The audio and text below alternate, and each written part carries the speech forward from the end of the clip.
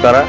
Sujay educational and charitable trust Gulbarga ಮತ್ತು Kandra educational trust Ballari ಅವರ ಸಹಯೋಗದಲ್ಲಿ ಅಕ್ಟೋಬರ್ 2ರಂದು ಮಧ್ಯಾಹ್ನ 3:15 ಪಂಡಿತ ರಂಗಮಂದಿರದಲ್ಲಿ ಶಿಕ್ಷಕರ ದಿನಾಚರಣಾ ಪ್ರಯುಕ್ತವಾಗಿ ಕಲಿಕಾ ಶಿಕ್ಷಣ ಪ್ರಶಸ್ತಿಯನ್ನು ಗುಲ್ಬರ್ಗಾ ಜಿಲ್ಲೆಯ 111 ಶಿಕ್ಷಕರಿಗೆ ಪ್ರದಾನ ಪ್ರಶಸ್ತಿಯನ್ನು ಅವತ್ತು ಕಾರ್ಯಕ್ರಮ ಮಾಡ್ತಾ ಇದ್ದೇವೆ.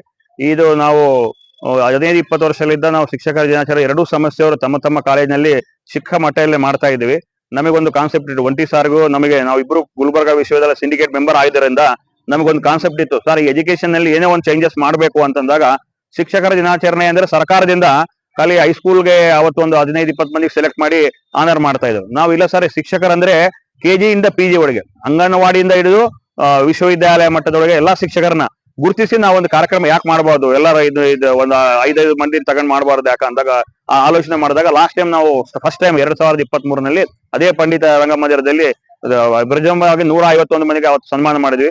ಅದರಲ್ಲಿ ನಾವು KG ಪ್ರೈಮರಿ ಮತ್ತು ಡಿಗ್ರಿ PUC ಅಂಗನವಾಡಿ ಶಿಕ್ಷಕರು, ಗುಲ್ಬರ್ಗಾ ವಿಶ್ವವಿದ್ಯಾಲಯವರು, ಚನ್ನಬಸಪ್ಪ ಯೂನಿವರ್ಸಿಟಿ ಅವರು, VTU ಸೆಂಟ್ರಲ್ ಯೂನಿವರ್ಸಿಟಿ ಎಲ್ಲಾ ಇಂದ ತಗೊಂಡು ನಾವು ಆ ಕಾರ್ಯಕ್ರಮವನ್ನು ಮಾಡಿದ್ವಿ. ಅದಕ್ಕೆ ಅದೇ ರೀತಿಯಾಗಿ ಈ ವರ್ಷನೂ ಅಕ್ಟೋಬರ್ 2ರಂದು ಈ ಕಾರ್ಯಕ್ರಮವನ್ನು ಎರಡೂ ಸಮಸ್ಯೆಯವರ ವತಿಯಿಂದ ಸೇರಿಸಿ ನಾವು ಮಾಡ್ತಾ ಇದ್ದೀವಿ. ಅದಕ್ಕೆ ಉದ್ಘಾಟಕರಾಗಿ ಜನಪ್ರಿಯ ಲೋಕಸಭಾ ಸದಸ್ಯರಾದ ರಾಧಾಕೃಷ್ಣ ಸಾರ್ ಅವರು ಬರ್ತಿದ್ದಾರೆ. ಅದ್ರ ಜೊತೆ ಸ್ಥಳೀಯ MLA ಅವರಾದಂತಹ ಅಲ್ಲಪ್ರಭು ಪಾಟೀಲ್ ಅವರು ಮತ್ತು ಫಾತಿಮಾ ಮೇಡಮ್ ಅವರು, ಸುಶೀಲ್ ನಾಮೋಶಿ ಅವರು, ಚಂದ್ರಶೇಖರ್ ಪಾಟೀಲ್ ಅವರು MLC ಅವರು, ರಾಜಶೇಖರ್ ಪಾಟೀಲ್ ಅವರು ಮಾಜಿ ಸಚಿವರು ಮತ್ತು ಶರಣಪ್ಪ ಮಟ್ಟೂರ್ ಮಾಜಿ MLC ಅವರು ಮತ್ತು ಇನ್ನ ಅನೇಕ ವ್ಯಕ್ತಿಗಳೆಲ್ಲ ಬರ್ತಿದ್ದಾರೆ. ಇದನ್ನು ನಮ್ಮ ಅಪ್ಪ ಅವರ ಅವ್ವ ಅವರು ಅವರ ಸನ್ನಿಧಿಯಲ್ಲಿ ಈ ಕಾರ್ಯಕ್ರಮವನ್ನು ನಡೀತಾ ಇದೆ. ತಾವೆಲ್ಲ ಈ ಕಾರ್ಯಕ್ರಮ ಬಂದು ಇವೆಲ್ಲ ಒಂದು ಗ್ರ್ಯಾಂಡ್ ಸಕ್ಸಸ್ ಮಾಡಬೇಕಂತ ಮನವಿ ಮಾಡ್ತಾ ಇದ್ದೇವೆ. ಅಕ್ಟೋಬರ್ 2ರಂದು ಕಲಬುರಗಿ ನಗರದ SM ಪಂಡಿತ ರಂಗಮಂದಿರದಲ್ಲಿ Sujay educational and welfare society ಹಾಗೂ ಕಾಂಡ್ರಾ ಎಜುಕೇಶನಲ್ ಟ್ರಸ್ಟ್ ವತಿಯಿಂದ ಯಾವ ಉತ್ತಮ ಶಿಕ್ಷಕರೆಂದು ಈ ಸಮಾಜದಲ್ಲಿ ವಿದ್ಯಾರ್ಥಿಗಳು ಮತ್ತು ಪಾಲಕರು ಗುರುತಿಸುತ್ತಿರುವ ಶಿಕ್ಷಕರಿಗೆ ನಾವು ಕಲಿಕಾ ಸ್ನೇಹಿ ಪ್ರಶಸ್ತಿ ಪುರಸ್ಕಾರವನ್ನು ನೀಡಿ ಅವರನ್ನು ಗೌರವಿಸುವ ಕೆಲಸವನ್ನು ನಾವು ಮಾಡುತ್ತಲೇ ಬಂದಿದೆ. ಕಳೆದ ವರ್ಷ ಶಿಕ್ಷಕರ ಮಕ್ಕಳೊಂದಿಗೆ ಮತ್ತು ಪಾಲಕರೊಂದಿಗೆ ಮಾಧ್ಯಮದೊಂದಿಗೆ ಅತ್ಯಂತ ಒಂದು ದೊಡ್ಡ ಪ್ರಮಾಣದಲ್ಲಿ ಶಿಕ್ಷಕರಿಗೆ ಗೌರವ ಕೊಡುವ ಕೆಲಸ ನಡೆದಿತ್ತು. ಯಾಕಂದ್ರೆ ಶಿಕ್ಷಕರಂದ್ರೆ ಈ ಸಮಾಜದಲ್ಲಿ ಒಂದು ಗೌರವವಾದ ಸ್ಥಾನ ಹೊಂದಿರುವ ವ್ಯಕ್ತಿಗಳಾಗಿರ್ಬೋದು. ಇವತ್ತು ನಾವು ನೋಡ್ತೀವಿ, ಇತಿಹಾಸವನ್ನು ನೋಡಿದಾಗ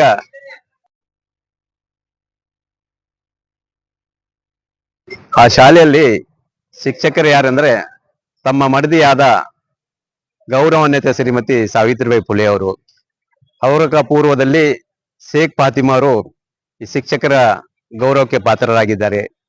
ಜೊತೆಗೆ ಇವತ್ತೇನು ನಾವು ಸಂವಿಧಾನ ಬಂದ ನಂತರ ಶಿಕ್ಷಣವನ್ನು ಶಿಕ್ಷಕರಿಗೆ ಕಾನೂನಿನ ನಿಯಮದಡಿಯಲ್ಲಿ ಒಂದು ಏನು ನೇಮಕಾತಿ ಮಾಡ್ಕೋತೀವೋ ಅಂತ ಶಿಕ್ಷಕರು ಇವತ್ತ ನಮ್ಮ ಮಧ್ಯದಲ್ಲಿದ್ದಾರೆ.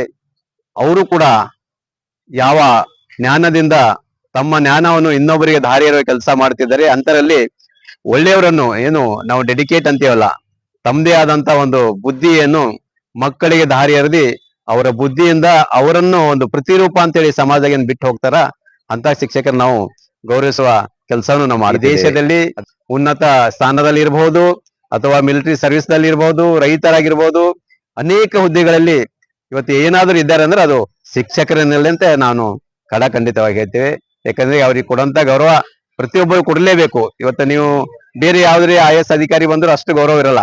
ಒಬ್ಬ ಶಿಕ್ಷಕರೊಬ್ಬರು ನಡ್ಕೊಂಡ್ ಬಂದಾರಂದ್ರೆ ನಾವು ಮೊದಲನೇದು ಹೋಗಿ ನಾವು ಪಟ್ಟನ್ ಕಾಲಿಗೆ ಬೀಳ್ತೇವೆ. ಯಾಕಂದ್ರೆ ಅವ್ರು ನಮ್ಗೆ ಕಲಿಸದಂತ ಗುರುಗಳು. ಇವತ್ತು ನಮ್ಮ ಮನುಷ್ಯನಿಗೆ ಮೊದಲನೇ ಶಿಕ್ಷಕ ಯಾರಂದ್ರೆ ತನ್ನ ಅರಿವು. ಯಾವತ್ತು ಮನುಷ್ಯ ಹುಟ್ಟುತ್ತಾನ ಅವತ್ತು ಅರಿವು ಜೊತೆಗೆ ಹುಟ್ಟುತ್ತದ. ಅದನ್ನ ಗುರುತಿಸುವ ಕೆಲಸ ಯಾರಿಂದ ಆಗ್ತದ ಅಂದ್ರೆ ನಮ್ಮ ತಂದೆ ತಾಯಿಯಿಂದ ಆಗ್ತದ. ಯಾವ ನಮ್ಮ ಗುರು ಶಾಲೆ ಅಂತೇವ್ ನಾವು, ಮನಿ ಮೊದಲನೇ ಪಾಠ ಶಾಲೆ ಅಂತೇವ್, ಅಂತ ಗುರುಗಳು ಯಾರು ಇದ್ದಾರೆ ಅಂದ್ರೆ ಅದು ತಂದೆ ತಾಯಿಗಳನ್ನು ಕಲಿಸುವ ಒಂದು ನೀತಿ ನಿಯಮ ಇವೆಲ್ಲವನ್ನು ನಾವು ತಂದೆ ತಾಯಿ ಜೊತೆಯೊಂದಿಗೆ ನಾವು ಹೋಗುವ ಶಾಲೆಯಲ್ಲಿ ನಾವು ಕಲಿತಿದ್ದೇವೆ. ಅದಕ್ಕಾಗಿ ಇವತ್ತೇನು ನಾವು ವೈಯಕ್ತಿಕವಾಗಿ ಗೌರವ ಕೊಡುತ್ತಿದ್ದೇವೆ ಸತೀಶ್ ಸರ್, ನಾವು ಈ ಮಾಡುವಂತ ಕೆಲಸ ಪ್ರತಿಯೊಬ್ಬರು ಮಾಡಬೇಕು. ಯಾಕಂದ್ರೆ ನಾವು ಶಿಕ್ಷಕರಿಗೆ ಒಳ್ಳೆಯ ರೀತಿಯಿಂದ ಸಹಕಾರ ಮತ್ತು ಬೆಂಬಲವನ್ನು ಕೊಟ್ಟರೆ ನಮ್ಮ ಮಕ್ಕಳಿಗೆ ಒಂದು ಉದ್ಧಾರ ಆಗಂತ ಕೆಲಸ ಜ್ಞಾನವನ್ನು ಅವರು ಕೊಡ್ತಾರೆ. ಅದಕ್ಕಾಗಿ ತಮ್ಮೆಲ್ಲರ ಸಹಕಾರ ಸಹಾಯದಿಂದ ನಾವು ಕಲಬುರಗಿಯಲ್ಲಿ ಈ ಕಾರ್ಯಕ್ಕೆ ನಾವು ಕೈ ಹಾಕಿದೆವು.